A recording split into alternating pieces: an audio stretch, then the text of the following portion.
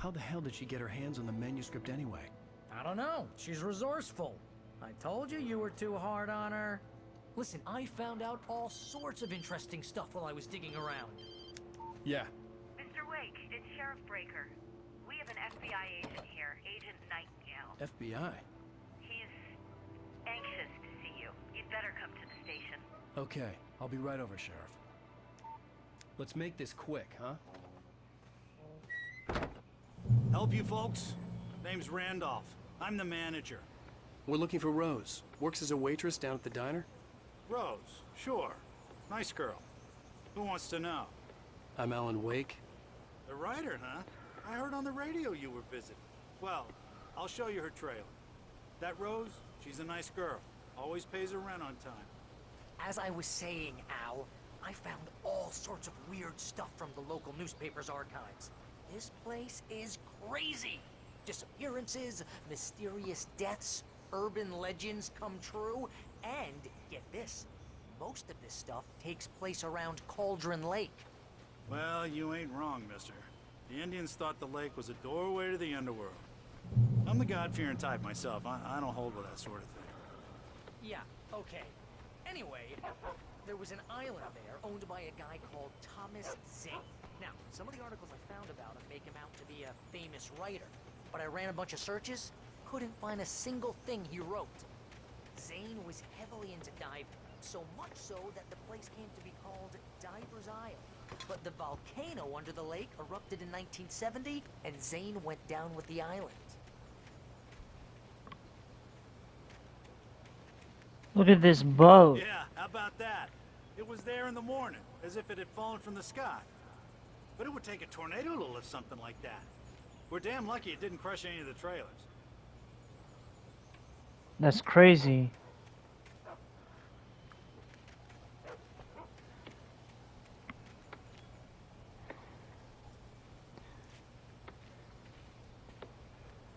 So Thomas Zane was the author that made those books on Cauldron Lake at the cabin or whatever.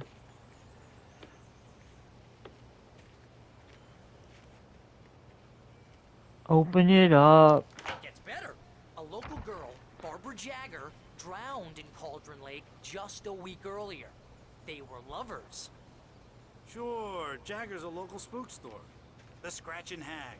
Comes for you in the dark. Childish stuff like that. Anyway, Al, I'm just getting to the best part. All of the articles about this stuff were written by Cynthia Weaver. I asked around, and she's that crazy bag lady you met. What, the lamp lady? She can be a little loopy, but she's not homeless or anything. Yeah, anyway, she knew both Jagger and Zane before they both died, and she had some kind of a breakdown. Yeah, what were you saying, Barry? As you were saying, this is really interesting.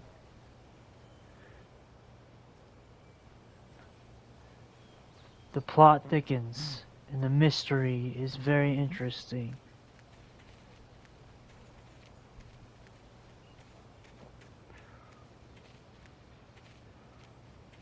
Oh, there's a thermos in there.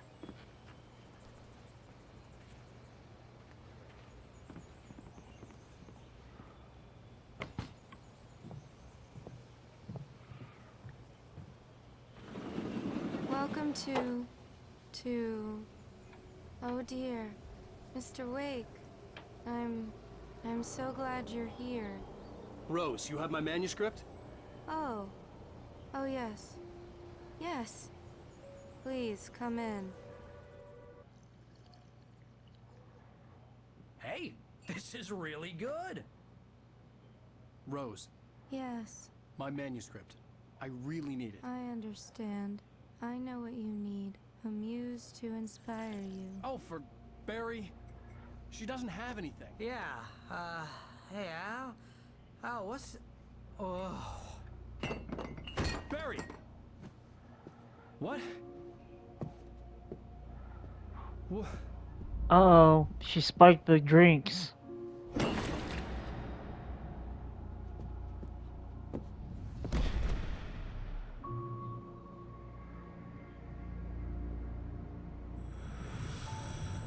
It's coming for you, hiding in my barber's skin.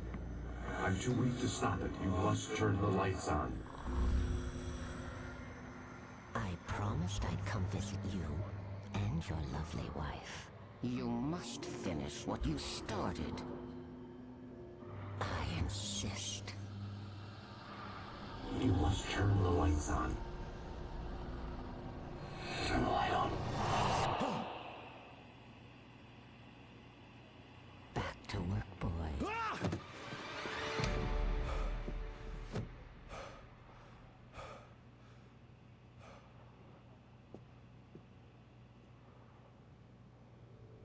I felt nauseous, hungover. Only anger kept me going. I can't tell reality from dream anymore, but it seems I have an imaginary editor to help me.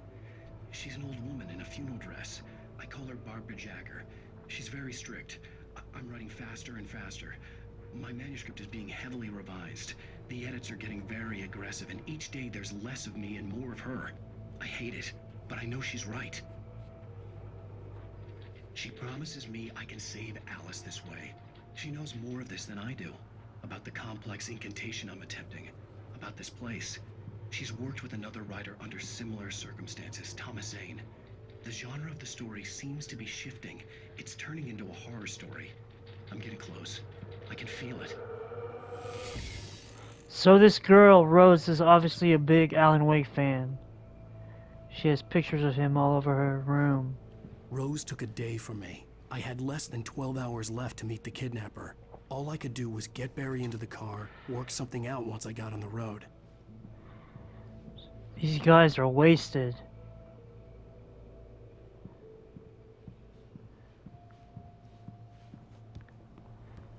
My gun and flashlight were gone. I'd have to find a way to get Barry into the car as quickly as possible. There was no time to waste.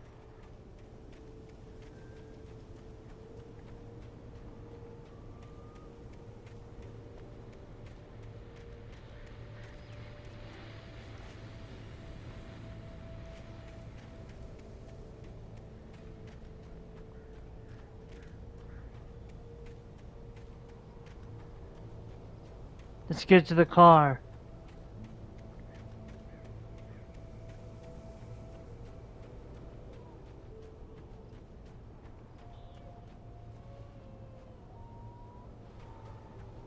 Oh, you're gonna get it now. God knows what you've done to that poor girl. This is Agent Nightingale, FBI! Get him up, Hemingway! You're under arrest! You move a muscle, I'll unload right in your goddamn face! Stay right where you are, Spillane!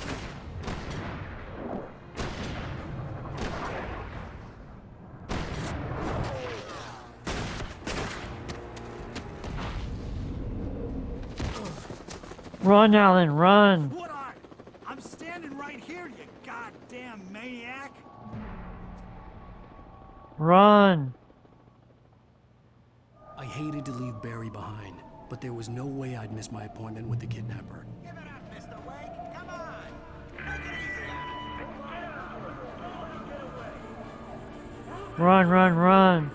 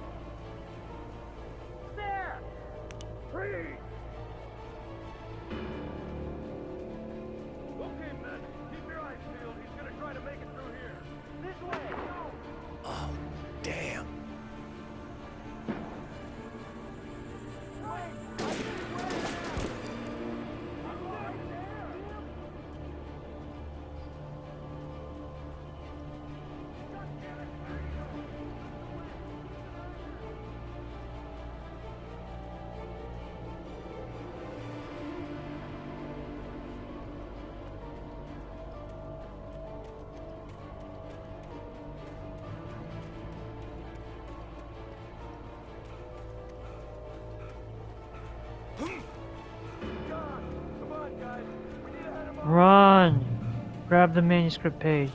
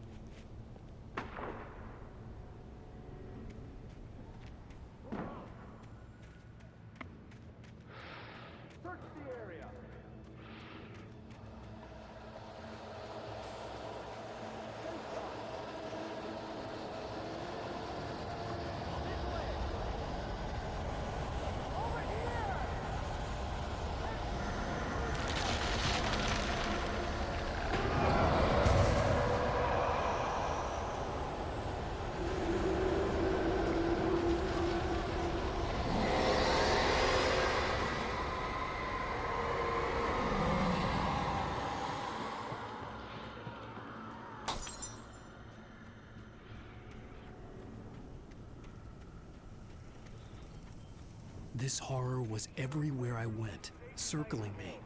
The cops didn't stand a chance. They were after a writer, not a monster.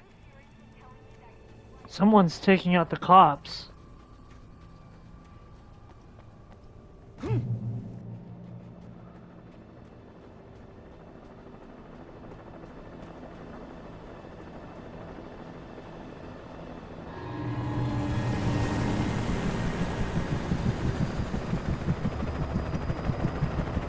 You on the ground. Hold it right there. There's nowhere to run. Freeze!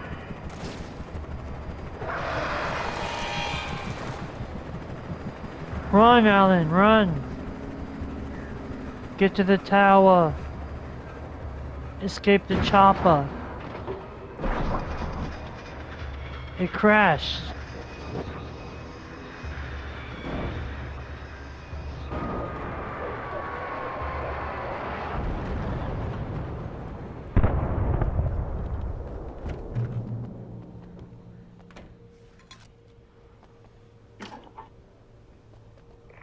This is James. Mulligan, Thornton, come in. Over. Thornton here. James, we got both Wheeler and Rose in. They didn't put up a fight or anything. Whatever you say. Get out and give me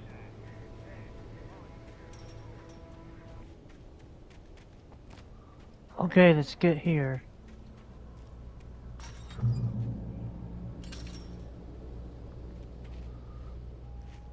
I hope Maine could lend me a car to get to the coal mine. Why, hello, Lorna. What do you have for us? Well, I just don't see why the cops allowed him to dream about it.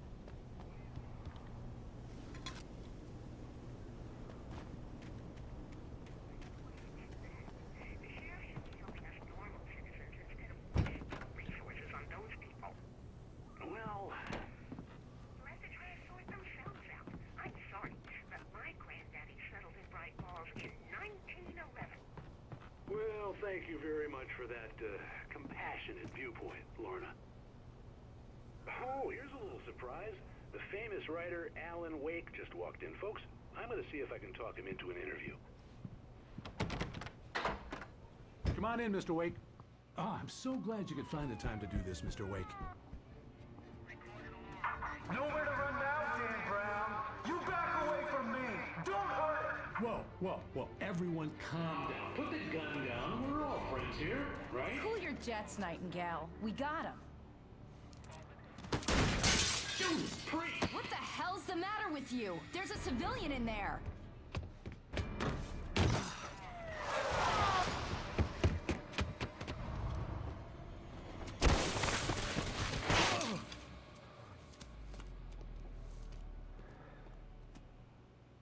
Oh my gosh. Yet, even if it kills me, you hear me? You hear me, H.P. Lovecraft? I had fallen off so many cliffs it was ridiculous. That's what you get for naming a book The Sudden Stop. It was probably good I hadn't had the chance to tell Maine where I was going. I'd have to lose the cops and find my own way to the mine.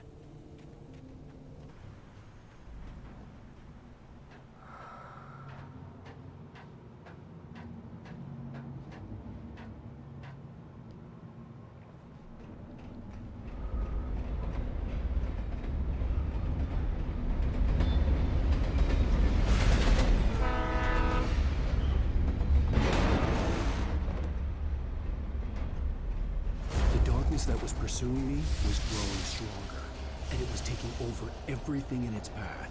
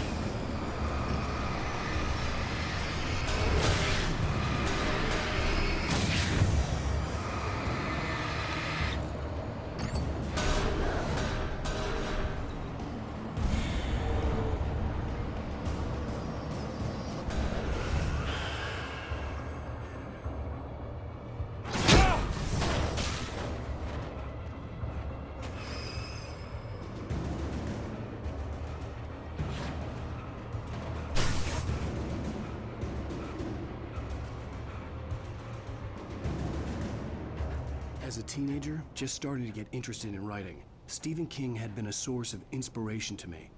I thought about all the inanimate objects that had come to life in his books. No one is safe in a good horror story. Certainly not the protagonist. That's what makes them fun. This was anything but. The darkness could possess anything, and it was getting closer.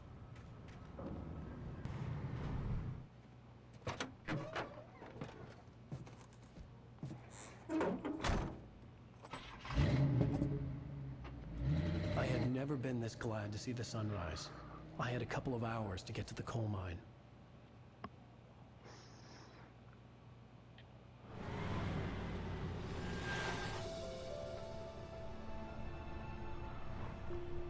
The coal mine wasn't far now.